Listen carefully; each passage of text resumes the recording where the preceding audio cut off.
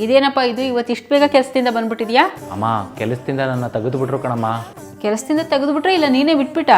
ಇಲ್ಲ ಕಣಮ್ಮ, ಆಫೀಸಲ್ಲೇ ನನ್ನ ತೆಗೆದಾಕ್ಬಿಟ್ರು. AI ಬಂದಮೇಲೆ 50% ಎಂಪ್ಲಾಯೀಸ್ಗಳನ್ನೆಲ್ಲ ತೆಗೆದಾಕ್ಬಿಟ್ರು ಕಣಮ್ಮ. ನೀ ತಲೆ ಕೆಡಿಸ್ಕೊಬೇಡ ಕಣಪ್ಪ, ನಾನು ನಿನ್ನ ಜೊತೆಗಿದ್ದೀನಿ ತಾನೇ. ನೀನು ಹೋಗಿ ರೆಸ್ಟ್ ಮಾಡಪ್ಪ. ಮಗ ಮ್ಯಾಟ್ರ್ ಗೊತ್ತಾಯ್ತೇನೋ?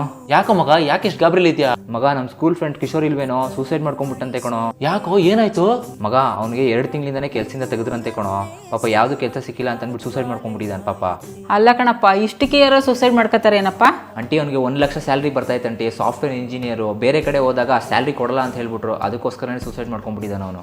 ಏನಪ್ಪ ಈಗಿನ ಕಾಲದ ಮಕ್ಕಳಿಗೆ ಪ್ರಾಬ್ಲಮ್ನ ಫೇಸ್ ಮಾಡೋ ಧೈರ್ಯನೇ ಇರೋದಿಲ್ಲ. ಈ ಕೆಲಸ ಇಲ್ದಾರೆ ಇನ್ನೊಂದು ಕೆಲಸ ಸಿಕ್ತಿತ್ತು, ಎಷ್ಟಕ್ಕೆಲ್ಲ ಹಿಂಗೆಲ್ಲ ಮಾಡ್ಕೋತಾರೇನಪ್ಪ. ತಾಳ್ಮೆಯಿಂದಿದ್ರೆ ಏನು ಬೇಕಾದ್ರೂ ಸಾಧಿಸ್ಬೋದು. ಕರೆಕ್ಟ್ ಆಂಟಿ ನೀವು ಹೇಳಿದ್ದು. ಥ್ಯಾಂಕ್ಸ್ ಕಣಮ್ಮ, ನಂಗೆ ಸಪೋರ್ಟಿವ್ ಆಗಿ ನಿಂತ್ಕೊಂಡಿದ್ದಕ್ಕೆ. ನಿನಗೂ ಅದಕ್ಕೆ ಕಣಪ್ಪ ಹೇಳೋದು ತಾಳ್ಮೆಯಿಂದ ಇರಬೇಕು ಅಂತ. ತಾಳ್ಮೆ ಯಾರ ಹತ್ರ ಇರುತ್ತೋ ಅವ್ರಿಗೆ ಗೆಲುವು ಸಿಗುತ್ತೆ ಕಣಪ್ಪ.